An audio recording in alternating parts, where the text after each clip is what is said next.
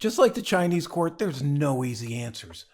While that Chinese court in the Ultraman case found for the licensed owner, it was a little fine and it really didn't stop the problem. Not because the court was wrong, but because the person providing the information didn't think that beyond the person's site they were at was actually the technology where that brand copyright violation must have happened. And so this could happen again and again. That kind of approach is going to be very common because we don't really understand. It's complex for most of you listening to even understand what I just said, because you'll go to a site and think it's running the AI and it's just paying a monthly fee to run what's called an API to connect the information to their site and make it appear that they're showing the intelligence when they're actually using the intelligence from another third-party software. So be aware, and more aware if you're a content creator, that the copyright offices are savvy and know this, and that if you do need to stand up, you really need to make sure that if you're going after it, know where your data is. Don't just assume that you're going to shut it down like they did in China and that solves anything.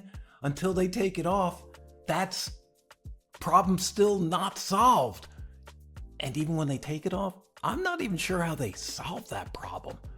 So do AI tools really need artists? Well, you could say for the case of collaborative works between users and the software, definitely yes. I've never seen a software platform that doesn't encourage feedback from its users, even doing that at a major level. Look at Midjourney, constantly saying, hey, you can create your own mood boards to give us a style. You can actually pick the pictures you've created. And I'm not even close to being good on Midjourney, but it ups my game so much by providing these tools that are smarter than I am as sort of a novice graphic designer who use it mostly to decorate my videos and as B-roll.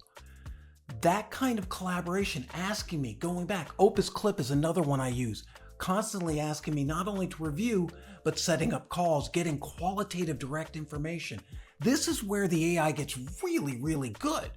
So as much as we want to keep ours separate, and we've made this copyright a line in the sand, it's really the line that can bring us together and figure out what we're going to do with this next.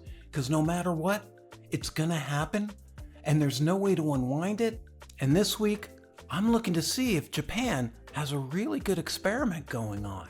While it's too early to tell if all of this is going to change the world like anything AI, it's a pretty smart and wise approach to AI allowing copyrightable content for training, saying that the culture, the community, is as important as the individual's rights, as long as what's taken in doesn't impact, especially commercially, financially, revenue, making money.